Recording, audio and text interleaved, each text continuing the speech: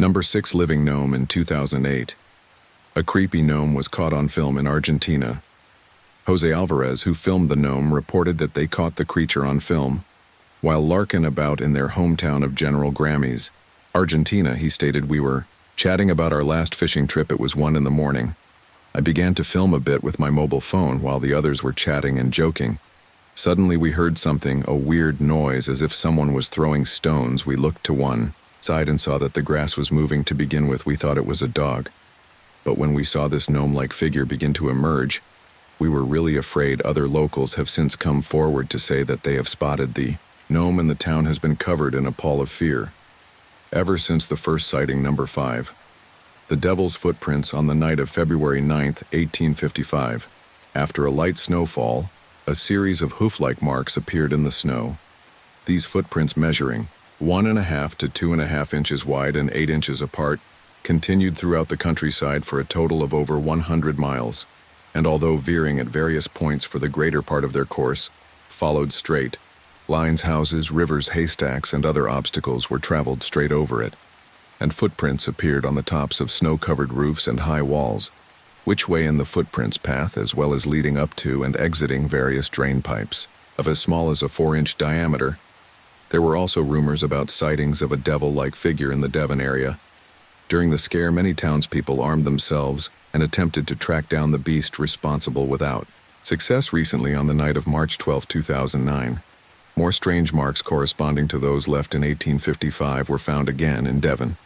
Number 4. Jeff in September 1931. The Irving family claimed to hear persistent scratching and rustling noises behind their farmhouse's wooden wall panels. At first they thought it was a rat, but then the unseen creature began making different sounds, sometimes spinning like a ferret or growling like a dog or gurgling like a baby. The creature soon revealed an ability to speak and introduced itself as Jeff, a mongoose. It claimed to have been born in New Delhi, India, in 1852. According to Vori, the daughter who was the only person to see him properly, Jeff was the size of a small rat with yellowish fur and a large bushy tail. Jeff variously claimed to be an extra clever mongoose and earthbound spirit, and a ghost in the form of a weasel. He once said, "I am a freak. I have hands and I have feet. And if he saw me, you would faint. You'd be petrified, mummified, turned into stone or a pillar of salt." Rory Irving, who took Jeff under her wing, died in 2005 in an interview published late in life. She claimed that Jeff was not her creation. Number 3. James Warson on September 3, 1873. A man named James Warson had accepted a challenge to race in record time from the town of Leamington to the town of Coventry. A 20-mile trek. He had been boasting of his foot skills and then was asked to prove them. So with sporting good spirits, he set about to do just that. 2 friends, Hamerson Burns and Barham Wise, followed behind in a horse-drawn carriage. Burns brought along his camera. Warson was never out of their sight and would often turn around while running to exchange some friendly words with the 2 riders running in the middle of the road. Merson suddenly appeared to stumble and pitch forward, having time enough for only one short, piercing scream. Wise later said, "It was the most ghastly sound either of us have ever heard." But as Warson pitched forward with a terrible cry, instead of falling to the ground as he appeared to be about to have done, he completely and totally vanished in mid-fall before ever striking the ground. The road itself told the story, and Wise took the pictures to prove it.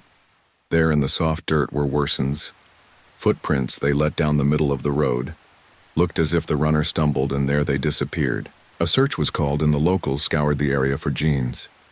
The bloodhounds used in the search was strangely reluctant to approach the spot. Where Warson disappeared, he was never seen or heard from again. Number 2. August 7th, 1973, will remain a day of mystery and possible tragedy. Several people in New Mexico that day, using CB radios, heard the disturbing cries for help from a little boy. He said his name was Larry, and that he was trapped in a red and white pickup truck. He was with his father, who he thinks had a heart attack and was dead.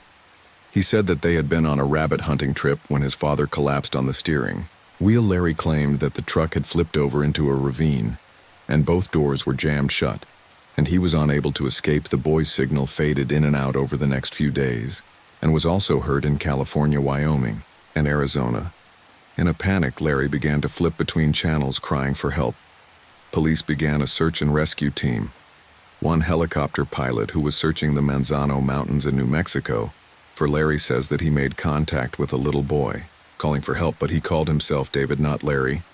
A family traveling from Missouri was reported missing on August 11th, and they had a son named Larry, but they were eventually found on August 12th. An Army sergeant claimed to have spoken to the boy for 3 hours but could not get him to give more information about himself, like his phone number or address, etc. No more contacts could be made with Larry. It is presumed his battery died. The search was called off on August 13th. The police stated that there was no concrete evidence. They also say that the boy, if real, may have died sooner than the transmission stopped, and that the subsequent transmissions from different states, some were even heard in Canada, were hoaxes. Many believed it was a hoax, but those who spoke to Larry swear to this day that it wasn't, that the emotion and the crying they heard from little Larry was no doubt the real thing. Number 1, on November 29th, 1970, and his daughters were hiking in the Isdalen Valley in Norway when they came across the partially charred remains of a young woman. She was surrounded by a large quantity of sleeping pills and bottles of gasoline. All the clothing she was wearing had the tags removed and her fingerprints had been sanded off. A dental screening was done, and some of her dental work was done using techniques only found in Latin America. She was eventually traced back to 2 suitcases at the NSP train station in Bergen. Her luggage contained a prescription lotion with the doctor's name removed, and a few pieces of broken glass with partial fingerprints, and 500 German marks, which is the equivalent of $350. Under the lining of one of the suitcases, they discovered the woman had traveled by train across Europe under 9 different names.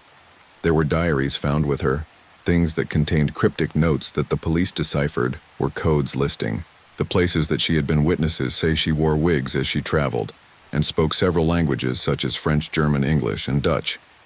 He stayed at several hotels in Bergen. After checking into each, she would change rooms several times, always requiring a balcony, and would always order porridge with milk for room service. A local man came to the police saying that 5 days prior to the body's discovery, he came across a very elegant woman while hiking. He noted that she wasn't dressed for being outdoors, much less on a remote hiking trail, and that her face was distorted with fear. He claimed that she attempted to mouth something to him, but was followed closely by 2 large men in black coats. The man waited 32 years to come public with this story, stating that when he contacted the police, the officer who answered told him, "Forget her. She was dispatched. The case will never be solved. You